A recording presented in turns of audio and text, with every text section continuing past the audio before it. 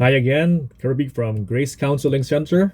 This time we're talking about a video for Christian Counseling Part 4. We will talk about hypnosis, meditations, and altered states of consciousness in Christian counseling. So I wanted to address this for a long time, but I've been typing an article and it keeps editing. Things shift, right? So I actually wrote an article on regarding this in 2018. And I'll leave the link down in the description. Check out the article. Let me know what you think. This video is to convert it to a video. Convert the article to a video and add my additional thoughts after 6 years. So I've ever thought of writing an erratum article to correct some things that were there, and I will just share it here today. So first and foremost, I want to define. Let's enter our scopes and limitations first on what we mean by hypnosis, altered states in Christian counseling. So again, I give this chart in my lectures all the time in psychology classes. Under consciousness, we human beings are capable of shifting from different levels of consciousness. It's the same as comparing your current waking state, where you're aware of things. I'm aware of the temperature. You're in control of things.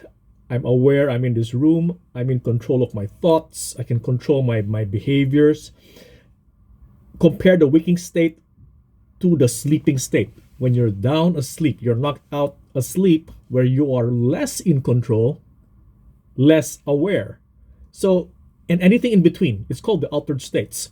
So we have a drunken state. We have the state of hypnosis. So we have some light altered states, and we have deep altered states. And the only difference between those things would be your level of awareness and your level of control. And this one goes in lieu of your brain waves, right? So the more erratic your brain waves, let's call it the ping and pong, right? The in and outs of your data from the external world to your internal mind, the more spikes that you will see, right? So when you go to a deeper state, the more flat the EEG waves will be. So please correct me if I'm wrong. I don't really teach neuroscience to that extent. So we can actually tell through the EEG machine if someone is in a different state of awareness, whether they're inebriated, whether they're sleeping, they're having a good dream, they're having a nightmare, they're sleepwalking. So notice all these states. Human beings we do not just exist as either awake or asleep, right? So again, we have prayerful states. And even when you say in a state of prayer, there's such a thing as, hey, how deep? You have a deep prayer, an earnest prayer, you have a light prayer, you have a quick prayer.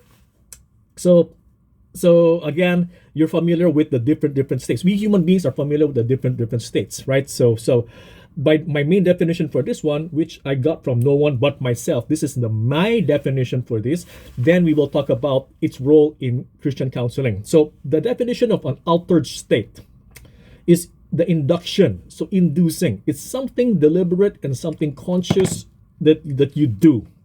Inducing a state of awareness, a level of consciousness that will lead us to lesser control of our minds. Let me read that again. Maybe I wrote it.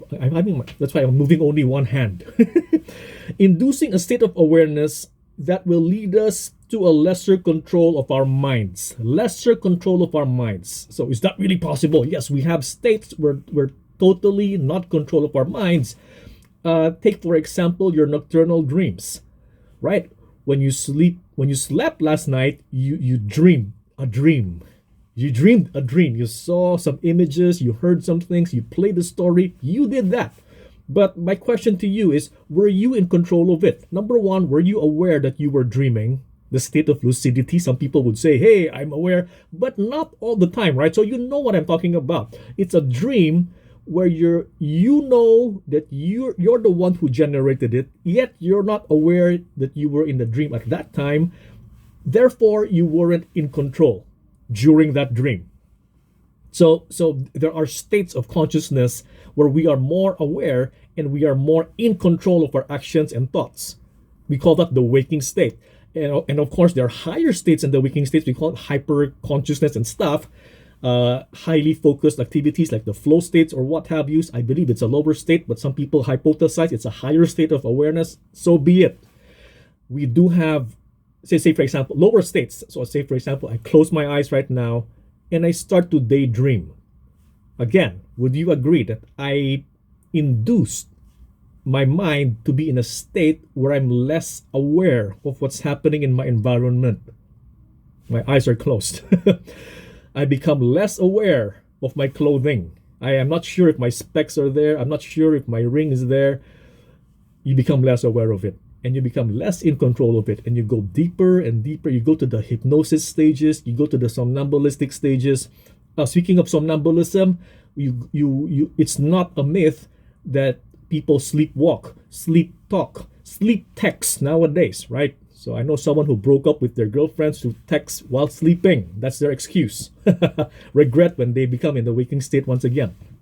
So there are ways, and there are stages that will lead us to less awareness and less control. We have many names for it. We have hypnosis, meditation, right? So again, I don't have visuals here, so I don't have the chart, but we do. I usually write down a chart from you're awake and you lessen the awareness there. You go to the prayer stages, meditation stages, you become hypnotized, hypnosis up to the deep stages of somnambulism. Somnambulism is still more or less, it's at a stage 4 of sleep. So you have the sleep stages, you have the dreaming stages, you have the stages where you're in deep anesthetics. So we haven't spoken about substances yet. Down to the point where you're in surgery, you don't really feel anything anymore. And the deepest, I would say, right before death would be the comatose state. So again, so people who've seen this, my students who have seen this video, you would know the answer to the exam, right? Right on the brink of death, what's that state of awareness or unawareness? Comatose state. So it's important because it involves certain methods in when we're dealing with counseling per se or psychotherapy. Some ask me about hypnotherapy, the application of hypnosis on counseling and psychotherapy. Is it okay for Christians to practice these things? Now, I mentioned this in my first blog in the 2018 article that it's okay. Yeah, why? Because these altered states have been documented in the Bible, and it has also been documented in the Bible that the Lord uses these states to speak to men. All right, so I'll give you some verses here. Of course, you'll find them in the descriptions below. Like you have here, just go to your Bible app and search for the word vision.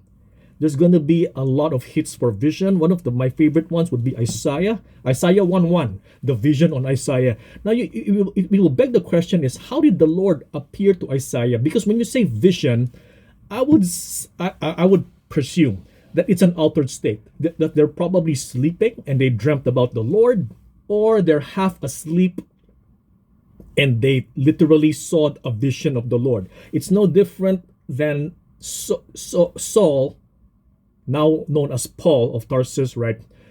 Being knocked down on his horse, then he spoke to the Lord. He saw a vision of the Lord.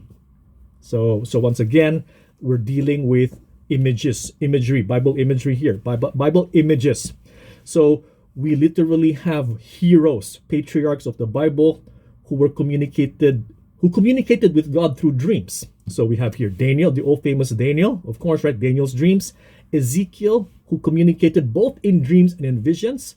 We have, of course, Joseph the dreamer, the old famous Joseph the dreamer, who literally, used dreams to communicate with the Lord, right? So what Daniel did was, I believe, he prayed to the Lord because emperor or pharaoh or whoever the ruler then, emperor of Babylon, was killing all the wise men. Daniel begged to the Lord to tell him what the dream was of the emperor. Then I believe the answer was revealed to him when he was sleeping. So again, we are not strangers to altered states, right? Whether it's in a state of meditation, whether it's in a state of of dreaming, light prayer, deep meditations. The Lord uses it to communicate to people. Now, in my 2018 article, I mentioned that it's all okay, and today I'm going to answer why we don't do it anymore. So sorry to say. So the direct answer for this is, hey, can as a Christian, can we go for hypnotherapy?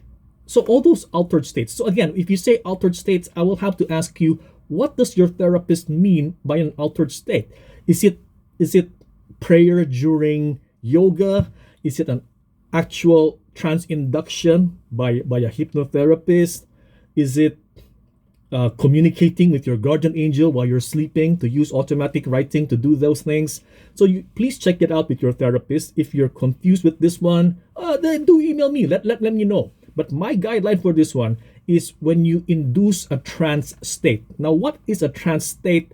It's a deep. When you say trance, trance, right? When you enter the trance state, it means it's a deep level of hypersuggestibility. It's a deep level of hypnosis already, where you practically switch off your mind. And this is my beef with altered states of consciousness.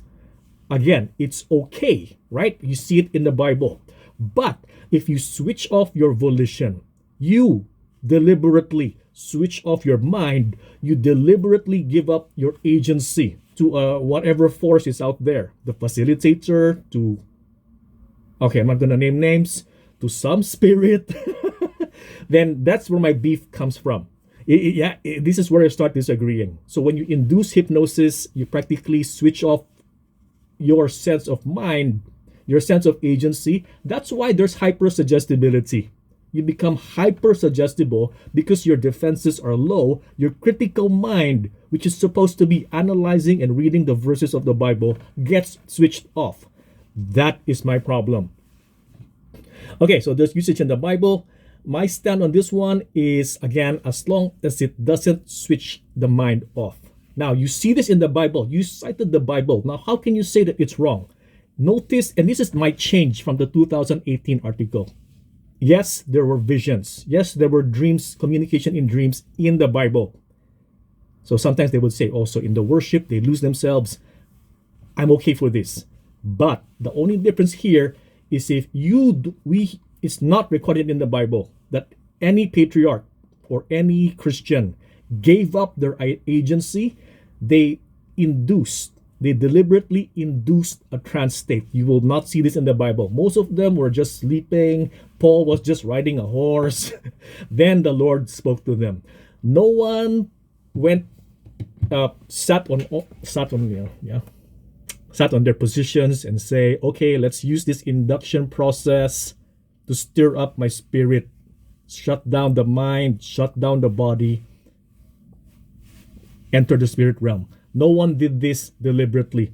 Everything happened, even for John in the book of Revelations, it happened spontaneously. It's like, this is God's way, yes, so it's up to the Lord to call us in this manner. Our calling for now is to study the Word and to pray to the Lord consciously. This is my stand for this, right? So, and for this reason, in Grace Counseling Center, again, I have to apologize to a lot of people who came here because of that blog. They really thought, hey, we practice hypnosis here. I used to, but not as a form of getting answers or getting the solution to my problems from the Lord. It's not used to communicate with the Lord. If you are communicating with the Lord, please do it consciously and prayerfully. Not using any substances, not using any drugs, not altering your brain waves. So my safe answer to this one is, in the spectrum of altered states, I am pro. I subscribe to this. I'm not saying that this is truth, but this is how I interpret the word. Is you stick to the waking state down to the relaxed state. I'm okay with this. Why? Because your mind is still working. When you're worshiping the Lord, tears are falling, you become hyper emotional, you're still conscious. You still know who you are. You still know what comes in and out of your head. Anything below that, anything below that, it's up to the Lord to call you. So I'm not saying that He doesn't appear in dreams. you should disregard all your callings from God through your dreams, as long as you didn't induce it on yourself. You induce the practice of astral projection, out of body experiences. This is not the Lord's way. So again, I hope I clarified the stance. If you have, you have your own interpretation of scripture, you have your own stand. I am not here to speak for all Christian counselors, but this is, as far as the word is concerned, this is how I interpret it. And this is how we intend to practice it in Grace Counseling Center. We're not here for switching off of the mind. So you can see, again, some people may connect this to our friends from the charismatic circles and our friends from the more evangelical side. Each one will have their own stance. Again, I want to close with my stand for this one is that I am against switching off the mind. So the Bible never asks us to do this. So, all right. So I hope any other questions, let me know. I hope this one clarifies things. Took me 16 minutes to do it. I apologize for that one again. God bless everyone here. See you again.